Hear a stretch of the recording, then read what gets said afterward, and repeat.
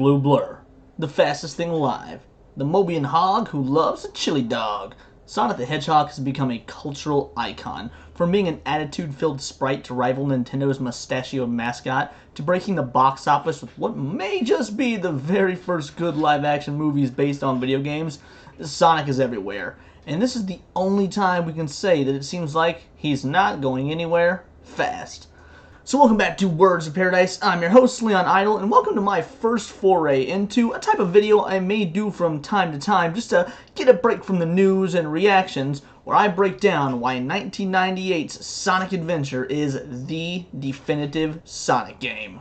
Before we get going, I just want to remind you guys to like and subscribe because the Freedom Fighters need new recruits and I'm your recruiter. So sub to the channel so we can join Princess Sally Acorn together and put an end to the dark reign of Dr. Robotnik and garbage YouTube content.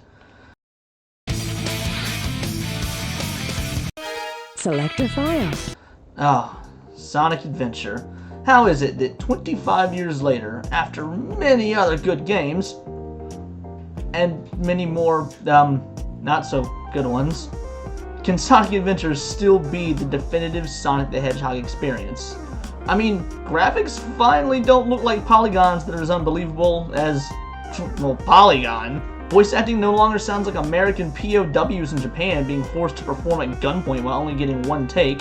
Uh-oh, what's this? Video games have even moved past butt rock as being the default music for games being cool.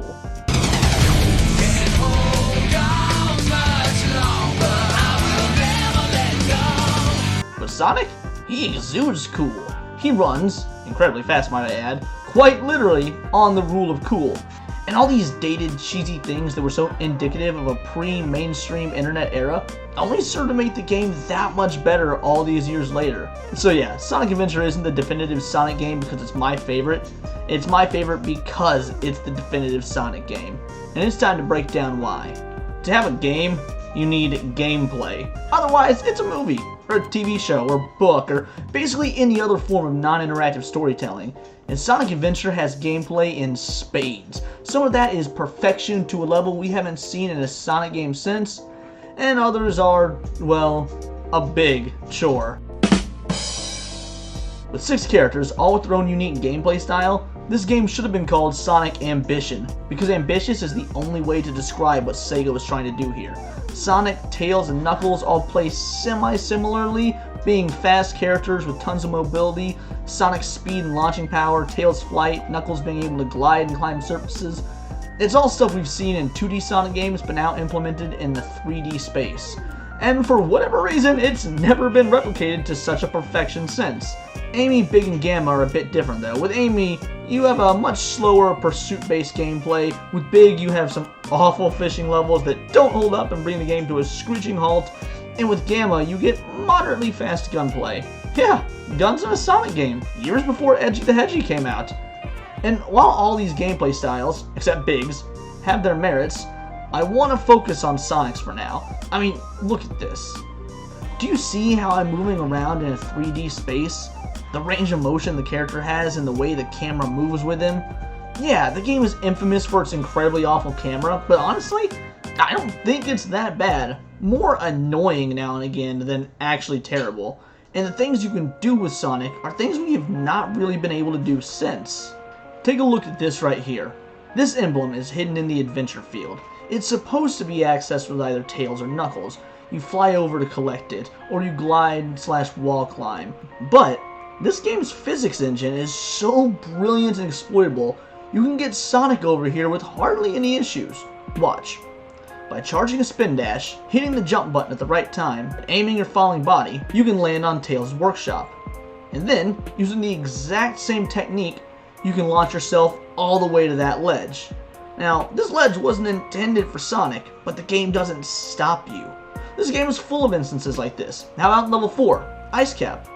Yeah, you could go through the traditional route, follow the level linearly, or watch this. Use the same technique before and launch yourself and bypass a solid 25% of the level. Unlike the modern boost formula that removes all traces of level explorations, here we have a game that's ripe for all types of players and experiences, as well as an exploration factor that adds additional replay value by finding new ways to exploit the game and levels.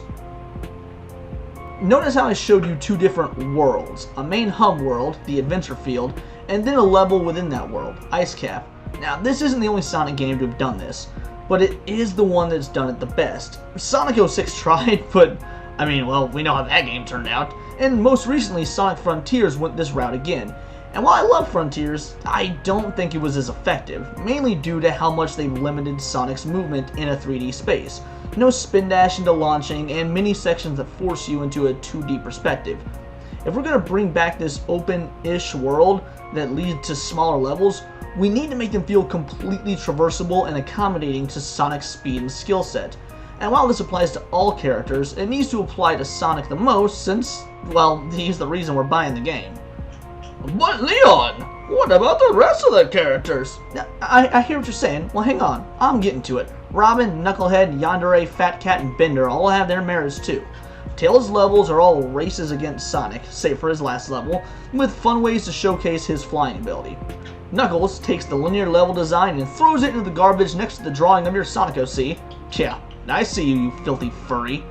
Instead, his gameplay opts for pure exploration as you look for Master Emerald shards. They can be found inside enemies, by digging into the ground, or just hidden throughout the level. A playstyle brought back in the sequel, but in a far worse way, because the Emerald radars no longer pick up all emeralds at once, but instead in a one-at-a-time fashion that makes the levels take far longer. Then both Tails and Knuckles' playstyle lend themselves to exploration to an even greater degree than Sonic, although it's arguably less fun since it's built into the game rather than exploiting the game's freedom. Even so, the chance to climb up great heights and glide over a humid jungle, or to take flight on Eggman's glorious airship and admire what was no doubt built with robot slave labor, are things that have been missing from nearly all modern incarnations of a Sonic game. These three playstyles, 3D representations of what we fell in love with in Sonic the Hedgehog 3 and Knuckles, age so incredibly well, it is both a wonder and a shame that they haven't made more appearances or even become staples in Sonic gaming. As for Amy, Big, and Gamma, I'm gonna honestly ignore their gameplay for this video, or at least this portion of the video, because it's either just variations on what we've already covered, or a gameplay style that's so bad even Sega was smart enough to never bring it back. No! God! No! God, please, no! No! No! No! But where I won't ignore them is the story. Sonic Adventure does the story in such a unique way, at least by Sonic standards, that I can't believe it's never been done since. 6 playable characters, all with their own unique stories that cross over with one another to tell one giant overarching narrative. Yeah, you could say Sonic 06 and Sonic Adventure 2 did this as well, but to a much smaller degree. It's like a collection of MCU films before the MCU was a twinkle in Disney's greedy mousy ballsack, and all these stories are, if not good, at least integral to the overall plot. They also aren't in chronological order. When you start the game, you only have Sonic at your disposal, and you unlock the other characters to play as once you've met them in the story. Knuckles is chronologically first. Well, him or Gamma, it's kinda hard to tell, but you don't actually unlock Knuckles until roughly 40% through Sonic's story, or 50% through Tails' much shorter story.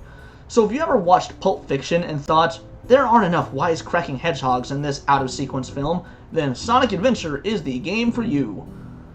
The story also has actual stakes. I mean, yeah, Sonic quips and makes jokes, but the world hangs in the balance. There is a looming threat, and Eggman has the upper hand a lot of the time.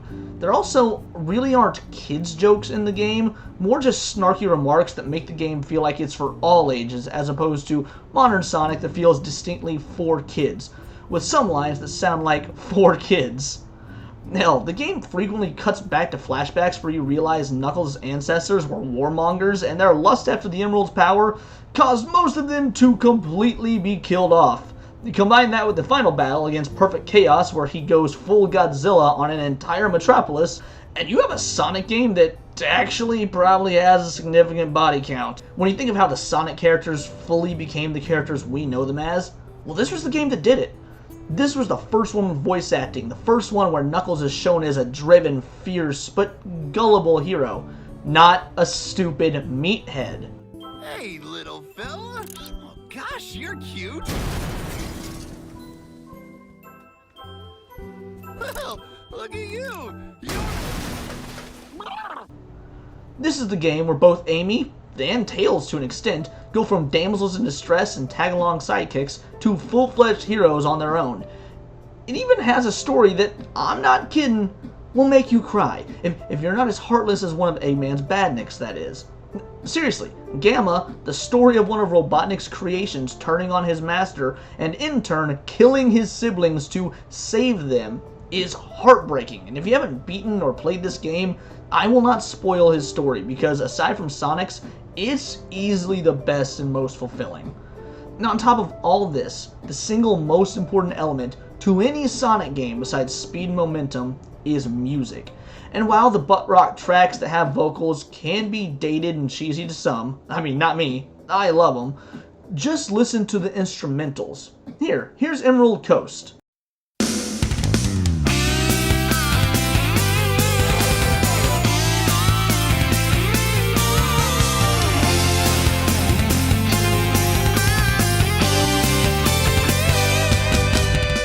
That's the music from the very first level. Doesn't that just give you the vibe of fast-paced beach adventure?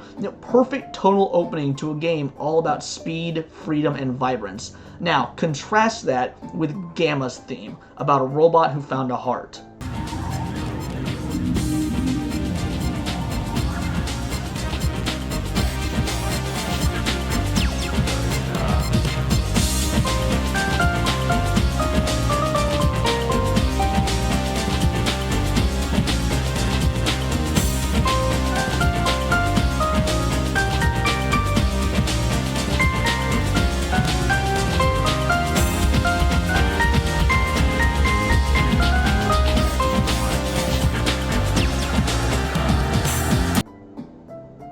Cold, synthetic, using electronics for the musical bass, but a melancholic piano to show the emotion the machine finds in itself.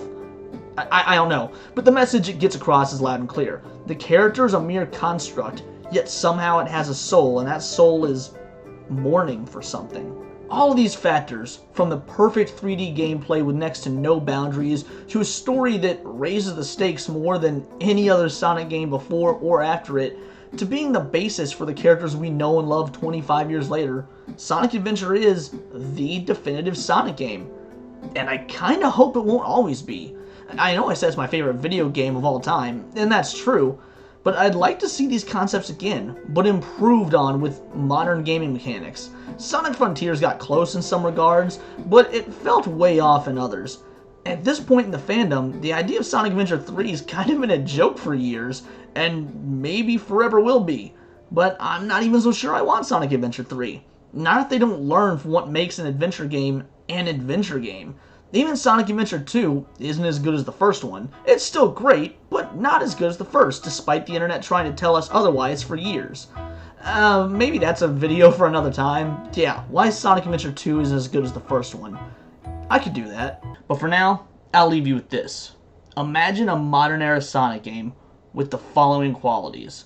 Multiple playable characters with intersecting stories. A full 3D range of motion uninhibited by continuous forward momentum or being on rails. Level design and open worlds that physics stay constant regardless, but the level design is what changes. And an actual story with stakes, more akin to a 90s comic book or action movie. That is what makes Sonic Adventure Sonic Adventure. And that's what I want more of in my Sonic games going forward. That's what makes Sonic Adventure the definitive Sonic game. And here's to hoping that Sega listens, and hopefully that's what other Sonic gamers want, and it's not just me. But if they never do come out with Sonic Adventure 3, or a remake of Sonic Adventure and Sonic Adventure 2, well, I guess it doesn't matter.